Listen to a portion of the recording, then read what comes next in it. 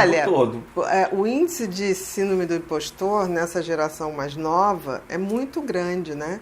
Que a síndrome do impostor é aquela sensação que um trabalhador tem de que ele está assumindo um cargo e ele acha que ele não é apto para aquilo. Então, ele acha que foi sorte, ele acha que as pessoas não repararam os defeitos. Então, é como se ele estivesse o tempo todo pensando, vão descobrir quem eu sou.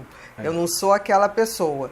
E é muito interessante porque é muito predominante na função sênior, né, que é uma função mais elevada.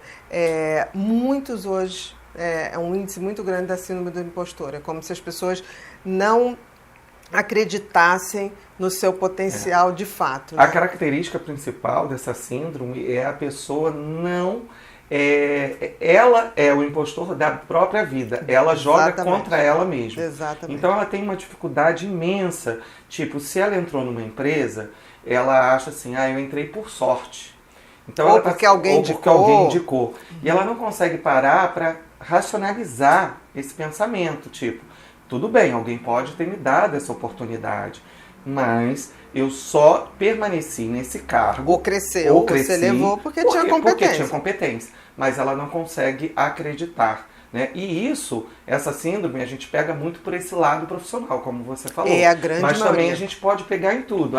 Eu tô com essa namorada porque ela não percebeu que eu não sou esse cara tão bacana. Exatamente. Sim. Então a pessoa está sempre jogando contra ela mesma. E é muito mais comum do que a gente pensa. É interessante que isso vai dando alguns tipos de comportamento. Por exemplo, no trabalho, a pessoa que tem síndrome de impostor, ela pode ser aquela pessoa que ela trabalha muito mais horas do que deve, precisa, para poder mostrar que ele é muito bom.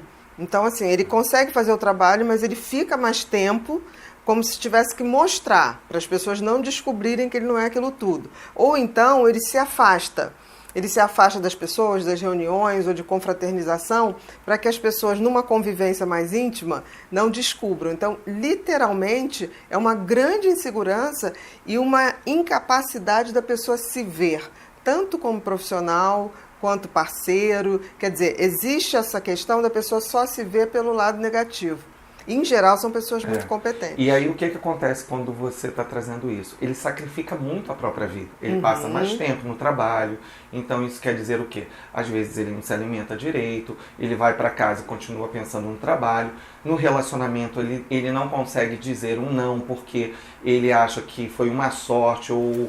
Ter obtido aquele parceiro ou aquela parceira. Ele precisa aceitar todas as coisas que trazem para ele, que aí eu trago um pouco que a síndrome do impostor, ele está muito ligado a uma personalidade dependente, que é aquela pessoa que ela faz tudo para agradar o outro, ela não consegue ser assertiva de dizer o não, porque ela tem que, né, no trabalho, ela pode, de repente, discordar de alguma coisa do chefe, mas ela não é capaz de falar, de chegar e falar, olha, eu acho que a gente poderia tentar dessa forma. Ela se cala, ou ela vai por outro caminho. Ou ela foge, evita o contato, né? Evita por causa disso. Então, as pessoas que perguntaram muito sobre a síndrome do impostor são pessoas que estão jogando contra elas próprias. É uma espécie de autossabotagem, né? Exatamente. Porque, assim, é claro que ninguém começa no topo. Óbvio, né? Alguém um dia te deu uma oportunidade, você não nasce sabendo. Mas o mais importante é que a gente vai pegando o serviço, vai aprimorando e vai tendo que ter essa assertividade de aprender com os melhores. Eu costumo dizer que eu quero estar rodeada de pessoas que saibam mais que eu. Porque eu quero aprender, eu quero crescer também. E é verdade. Né? Então, é importante, assim, a vida tem que ser boa e generosa para todos que estão ao redor e para a gente também. Então, assim, eu não tenho o menor problema de falar o que eu acho, de colocar, porque todas as vezes que eu dou uma dica ou faço uma observação, nem é crítica, porque crítica é você falar e não dá solução. A observação você fala e propõe soluções. Não é nada nunca pessoal, é para o ganho coletivo. Né? E eu noto que as pessoas, em geral, são muito reticentes, né? Assim, acham muito cheio de uma hipersensibilidade. E geralmente isso encobre pessoas muito inseguras. né? Como se você estivesse falando contra, né? Eu tenho umas lâminas no consultório que eu gosto de trabalhar porque essa síndrome do impostor, ela está muito ligada também a uma questão da dificuldade com a sua autoestima, de falar, é a assertividade. De assertividade. Então, assim, isso que você falou é bem interessante porque a crítica é aquela pessoa que critica e não arruma uma solução. Exatamente, que não propõe, né, um debate. A verdadeira crítica é aquela pessoa que fala, olha, essa blusa tá com uma coisinha, eu vou consertar ela ali para você. Ou então troca, se não tiver como consertar. Exatamente. Né? Agora, é muito comum uma pessoa entrar para um emprego novo, ela se sentir um pouco insegura, eu estou começando ali.